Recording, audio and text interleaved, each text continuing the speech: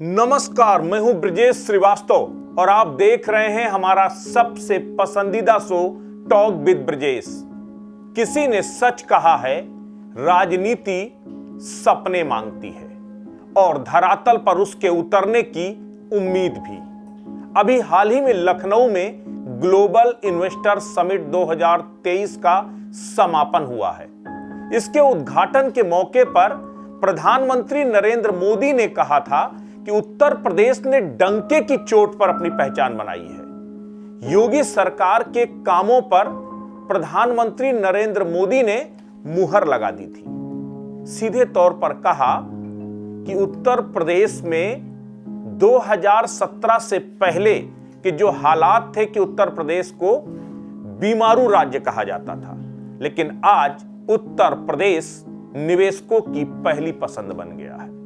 अब सबसे बड़ी बात यह है कि जिस तरीके से GIS 23 के जरिए 33,50,000 करोड़ की निवेश को जमीन पर उतारा गया है, यानी उस पर MOU साइन हुए हैं, यह अपने आप में बता रहा है कि स्थितियां किस तरह से बदली हैं।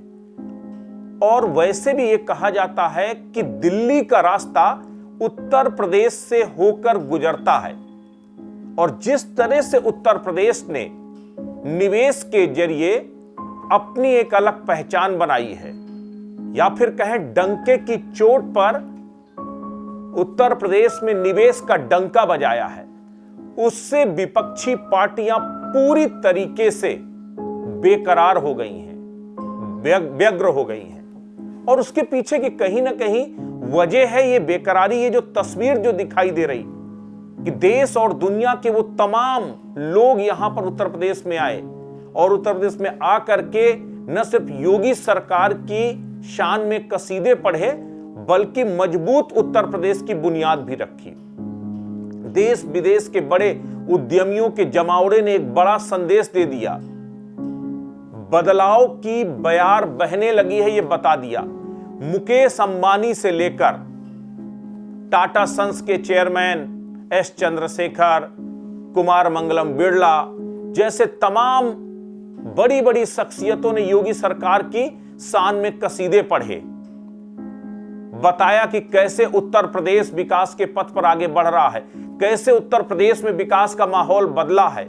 मुकेश अंबानी ने अपने उद्बोधन में सीधे तौर पर कहा कि किसी भी जगह पर निवेश के लिए जरूरी होता है 3 अहम चीजें, लॉ एंड ऑर्डर, इंफ्रास्ट्रक्चर और ईज ऑफ डूइंग।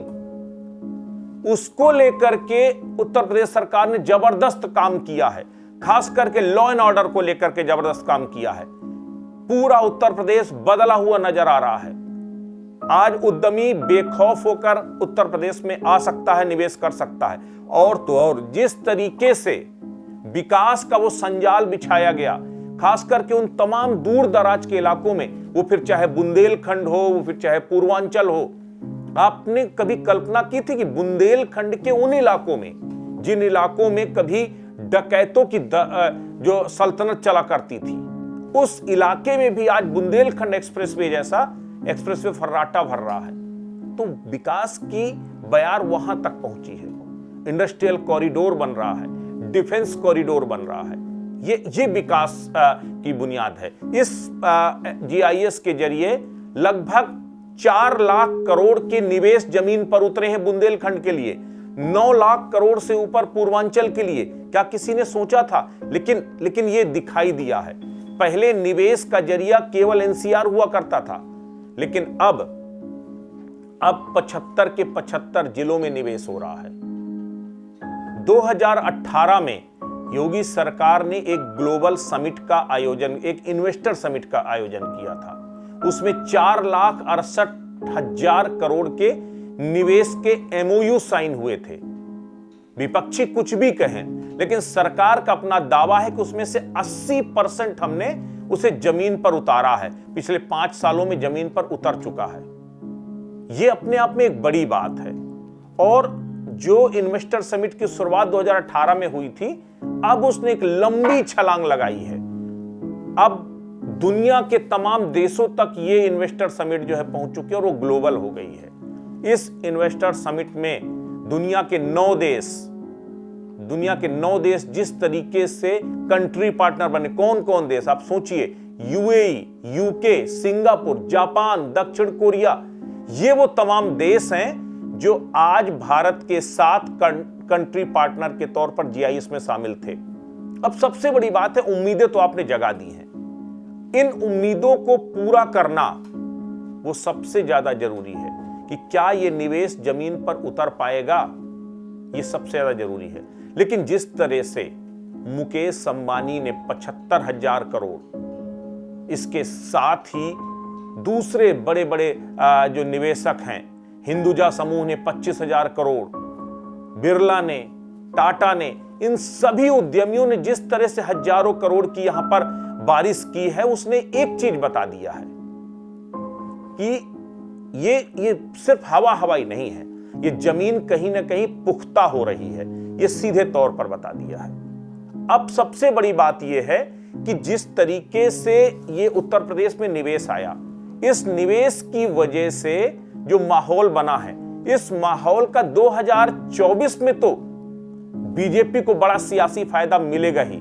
लेकिन एक बात समझ लीजिए, जो समीक्षक मानते हैं कि दरअसल उत्तर प्रदेश की ये GIS 23 केवल 2024 नहीं बल्कि अगले कई दशकों तक सिर्फ प्रदेश की ही नहीं बल्कि देश की सियासत को प्रभावित करेगी, क्योंकि बीजेपी इसको पूरी तरीके से भुनाएगी, इसको पूरी तरीके से जो है कैश करने की कोशिश करेगी और ढोल नगाड़ों के साथ बताएगी कि हमने कैसे 33,50,000 करोड़ का ये जो निवेश है उसको लेकर के उसको जमीन पर उतारा है। और अगर सोचिए 93 लाख लोगों को रोजगार देने की बात योगी सरकार कर रही है, अगर ये जमीन पर उतर गया तो कहीं ना कहीं स्थितियां इससे और ज्यादा अलग होंगी।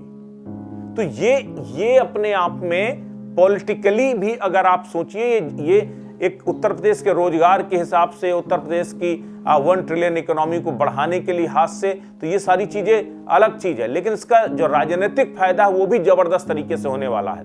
और शायद यही वजह है कि विपक्ष पूरी तरीके से फ्रस्ट्रेट हो गया है, खास करके अखिलेश यादव, समाजवादी पार्टी, वो पूरी तरीके से सरकार पर हमलावर है। वो कह रही है कि दरअसल ये 33,50,000 करोड़ का जो निवेश है ये केवल एक झुंझुना है, हकीकत में कुछ नहीं है।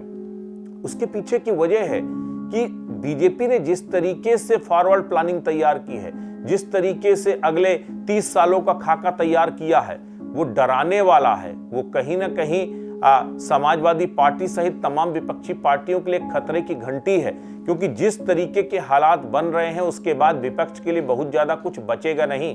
उत्तर प्रदेश में पहले से स्थितियां खराब थी और अब विपक्ष के लिए स्थिति और ज्यादा खराब हो जाएगी।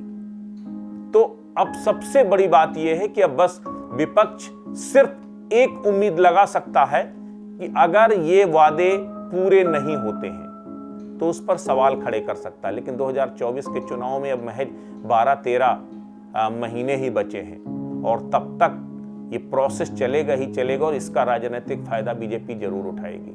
लेकिन इन सब से अलग GIS ने हिंदुस्तान का नजरिया बदला है। GIS ने उन तमाम सवालों के जवाब दिए हैं जिसमें यह कहा जाता था कि उत्तर प्रदेश जैसे राज्यों में निवेश नहीं आ सकता, क्योंकि यहाँ पर खौफ है, यहाँ पर अपराध का बोलबाला है, यहाँ पर समस्याओं का बोलबाला है। लेकिन अब जिस तरीके से तस्वीर बदली है, उस तस्वीर ने केवल सियासी ही नहीं बल्कि सामाजिक और आर्थिक तरीके से भी उत्तर प्रदेश का जो परसेप्शन है वो बदला है।